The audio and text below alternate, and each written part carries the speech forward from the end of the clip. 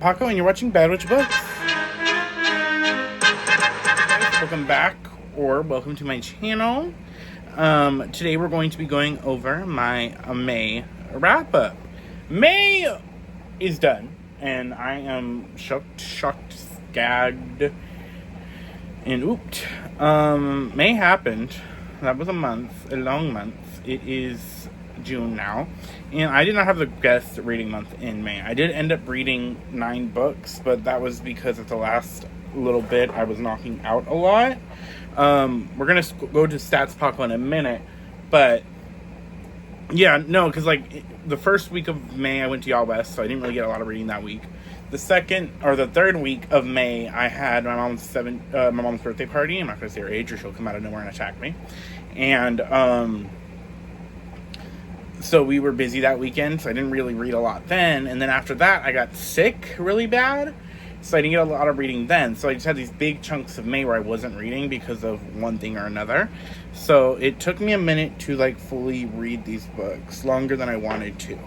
But we are done with that. So we're gonna get to the we're gonna go see Stats Paco. It is Stats Paco, looking at you. So in the month of May, I read a total of 9 books. The pages read was about 1,666. Hours listened to about 22 hours and 84 minutes. An average rating of 3.7. I started 3 series apparently, and 7 of those books were diverse reads. I listened to 2 audiobooks, 3 ebooks, and I physically read 4 physical books. 4 of those were graphic novels, and 5 novels. The audience, 7 were adult, 2 were YA, and then the ratings were, I had 1 2.5, 2 3s, 1 3.5, and 4 4 stars, and 1 5 star. Of the genres, I read 1 mystery, 1 romance, 3 sci-fi, and fantasy somewhere. Yeah, and of course 9 of them were nonfiction. But that is Stats Paco with you. Back to y'all. Back to Stats Paco. So now we're going to get into the books that I read this month. First, we'll go over the books that I didn't read. I mean, did read, but I don't have. So the first we have is, that I can think on the top of my head, is Way of X by Spice Ferrier. This is about Nightcrawler in the island nation of Krakoa, R.I.P. Krakoa. It's officially over as of this week, the Krakoa era. But this has to do with Nightcrawler and Legion, the son of Charles Xavier, having to figure out something that's mysteriously affecting the island, and it also has to do with like the spiritual side of the nation of Krakoa. And it's basically like a book for another series that is starting, that has already started and ended, but that I will be getting into next.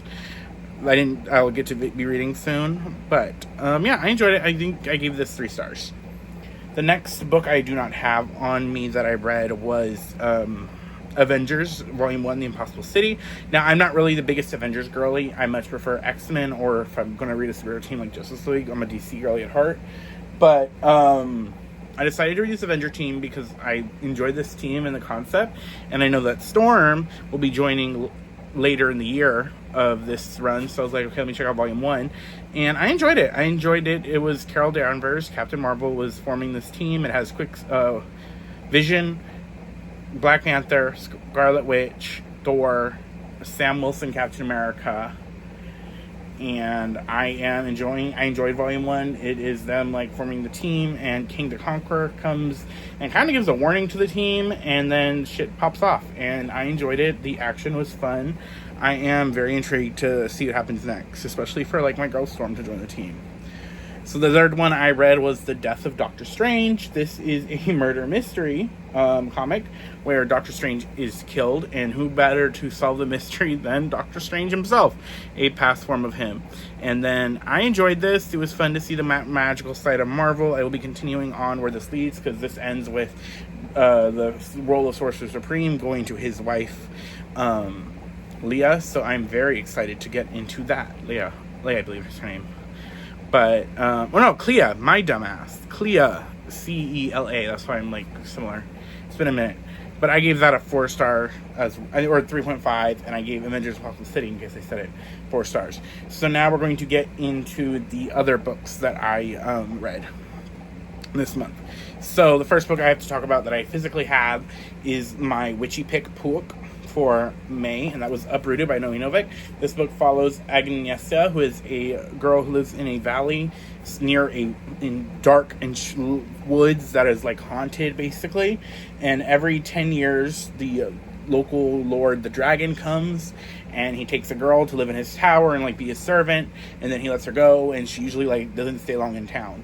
So Agnieszka doesn't think it's gonna be her. She's kind of like not the prettiest girl. She's more of a wild child, and she thinks her best friend, who is like the golden child of the town, is going to be taken, but she is. And then shit happens, and Agnieszka also can like finds out she can do magic.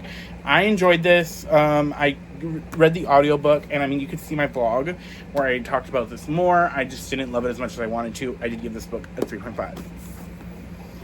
Next was a book I should have read in April, but that was Poison Ivy: The Vicious Cycle by G. Willow Wilson. This follows Pamela Isley, as she said, you know what, fuck humanity, I'm ending it all. And she has set a plan to wipe out all of humanity, and then it goes into her dealing with her past trauma, her growing her power back after an event that happens before this comic, and her kind of diving into herself. I really enjoyed this. If you're a big body horror fan, I'd suggest checking this out. And if you're a big, like, Poison Ivy fan, I would also check this out. The art is gorgeous. I will be continuing with the series with Volume 2. Next is the book that I read for me and Jen's debut-a-thon, and that was To Gaze Upon Wicked Gods by Molly X. Chang. This book follows Ring as her people are being colonized and conquered by Rome, a kingdom from another realm. And she also has the ability to do death magic. And then the prince of the Rome finds her and is like, I want to use you to work for me, and I'll protect your family. And she becomes an assassin. I did not enjoy this book. I think I'm giving this book a 2.5 stars.